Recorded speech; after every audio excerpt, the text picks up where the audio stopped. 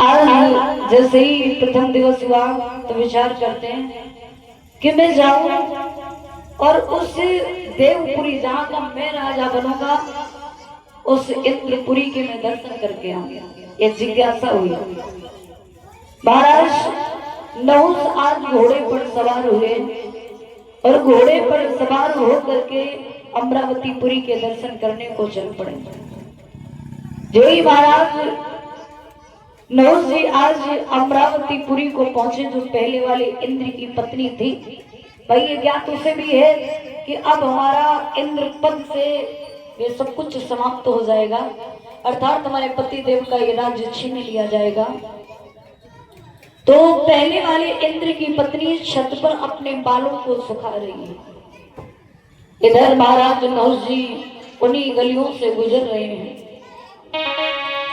जैसे ही पहुंचे देखा देवपुरी बड़ी सुंदर सजी धजी हुई ऐसी सुंदर खूबसूरत दिखाई दे रही है और उसी छत पर इंद्राणी अपने बालों को सुखा रही है। और स्त्रियों की सुंदरता कहते हैं कि बाल होते हैं, यदि बाल ना हो तो कितनी भी सुंदर स्त्री हो लेकिन उसका चेहरा इतना सुंदर नहीं लगेगा। महाराज इंद्राणी अपने बालों को सुखा रही है। राजा नहुस की नजर इंद्राणी पर पड़ गई और जैसे इंद्राणी पर पड़ी, इंद्राणी की नजर राजा नहुस जी पर पड़ी। इंद्राणी मुस्कुरा गई। इंद्राणी ने ये सोच करके मुस्कुरा दिया कि अभी कल से राजा बनेंगे, हमारा पति तो चला ही गया है, ये सोच करके मुस्कुराई। लेकिन राजा नहुस ने जिस समय देखा तो उन्होंने मुस्कुराने का अर्थ कुछ और ही सोचा। और लड़की ने अपने मुखड़ा को घूंघट से बाहर उठकाया। राजा ने दिल में ये जानी कोई बदली में चांद निकल आया।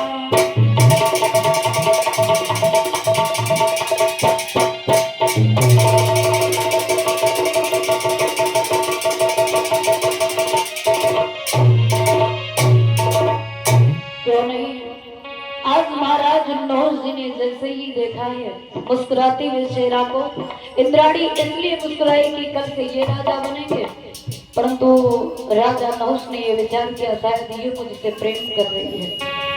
महाराज नहुस जी की बुद्धि बौखला गई।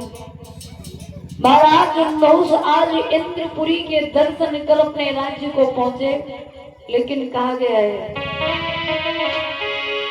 कि कौआ अंधो रात में और दिन को उल्लू होए, कामी अंधो रात दिन जाती बुद्धि गई सबको।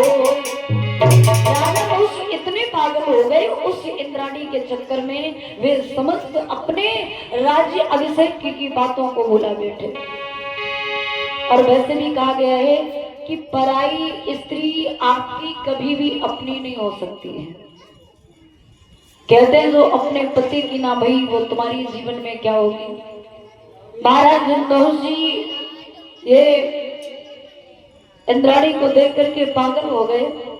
शास्त्र में कहा गया है कि जिसने भी पर नारी का चक्कर पाला उसका सर्वनाश ही हुआ, उसके सिवा कुछ नहीं हुआ उसके जीवन में। कि पर नारी झूठी पतले जिस पर कुत्ते ललचाते, पर नारी कोई नागिन जाई पे खून हो जाते।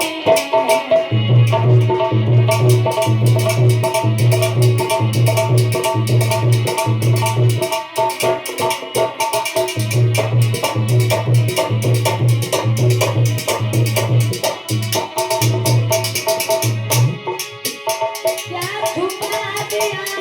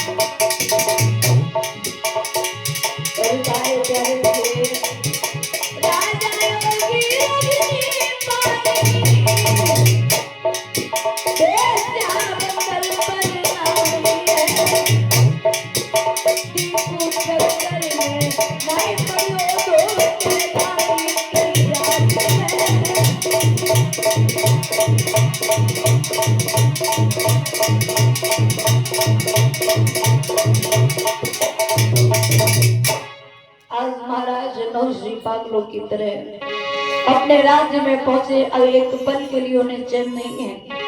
महाराज नहुष जी ने आज कागज कलम को उठाया और पत्र लिखने लगे और पत्र लिखा उस इंद्राणी के लिए जिसके प्रेम में अंधे हो गए। और वास्तव में कहते विनाश काले विपरीत बुद्धि, जब व्यक्ति के मरने के दिन नजदीक आ जाते हैं तो उसकी बुद्धि भी काम करना बंद कर देती है। महाराज नहुष जी को यही सोचना चाहिए था कहीं दुश्मन की पत्नी किसी से प्रेम कर सकती है। अरे जिसका वर्चस्व जा रहा हो, जिसका राजस्व जा रहा हो, अरे जिसका सिंहासन जा रहा हो, वो तुमसे प्रेम कर सकता है? कि कागज कलम यो लेकर के खत लिखन लगे तपधारी, और मैं टुकड़े तेरे उड़ा दूंगा तो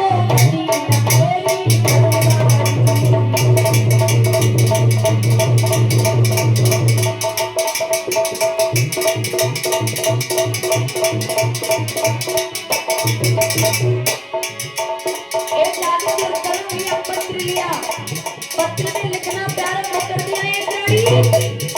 अगर तूने मेरे साथ में विवाह नहीं किया तो फिर मैं तेरे शरीर के टुकड़े टुकड़े करके जमीन पर डालूंगा। अरे कागज कलम लेकर के खत लिखने लगो रे तपधारी, मैं टुकड़े तेरे उड़ा दूंगा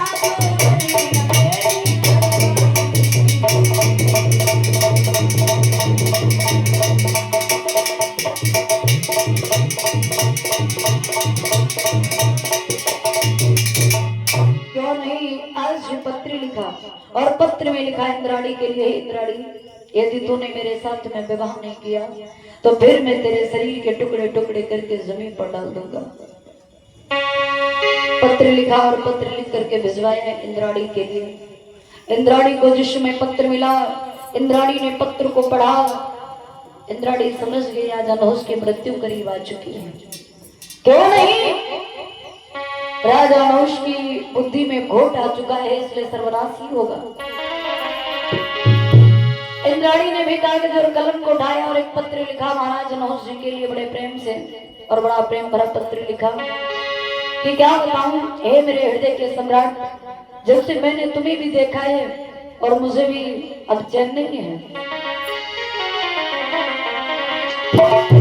अरे प्रीति के बाण लगे दिल में और कैसे वेद छिपाती में, और तूने कहा लिखी वे जो पाती में।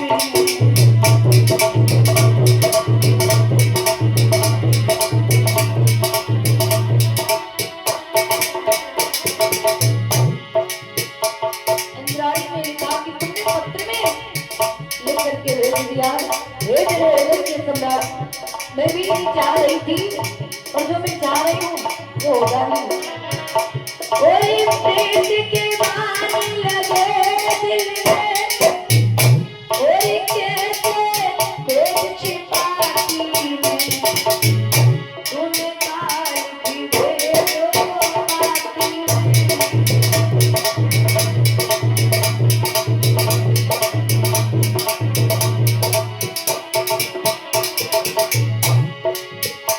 ओए पंख जो होते अरे सजना, तेरे आंगन में उड़ी आती में, तूने काल की भेदो आती में, काल की भेदो आती में।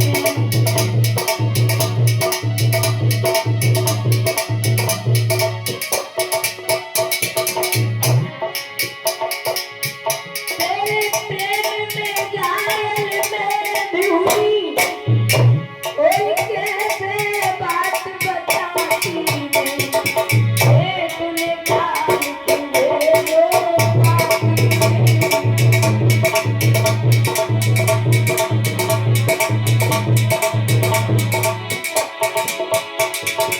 आज इंद्राणी ने भी पत्र लिखा और पत्र में लिख दिया, हे मेरे हृदय के सम्राट, एक मेरी शर्त है। वो शर्त इस तरह है कि जिस पालकी में तुम बैठ करके आओ, ऋषियों के द्वारा पालकी बनाई जाए और ब्राह्मणों के द्वारा पालकी को उठाया जाए। महाराज नहुष जी को जिस समय पत्र मिला, महाराज नहुष तो वैसे भी अंधे थे, उन्हें तो कुछ भी दिखाई नहीं दे रहा था इंद्राणी के सिवा। ब्राह्मणों के द्वारा पालकी को बनवाया, ऋषियों के द्वारा पालकी को उठाया, बैठ करके उसका पालकी में चल पड़े। और मिलने की इतनी जल्दी हो गई राजा नहुष को कि सर्प गति चिल्ला करके ऋषियों और ब्राह्मणों के नाक में दम कर दिया, अर्थात जल्दी चलो, जल्दी चलो, जल्दी चलो, अर्थात सर्प गति चिल्ला करके जिसमें नाक में दम कर दी। संतों ने कहा मैं इतनी तेजी से चल रहा हूं और फिर भी तुम्हें क्यों नहीं लगता है कि मैं इतनी तेजी से चल रहा हूं? इतनी ज्यादा तुम्हें मिलने की जल्दी है तो मैं तुम्हें श्राप देता हूं। तुमने सर्प गति चिल्ला करके मेरे नाक में दम कर दी, इसलिए मैं श्राप देता हूं कि तुम पालकी में बैठे ही बैठे सर्प हो जाओ।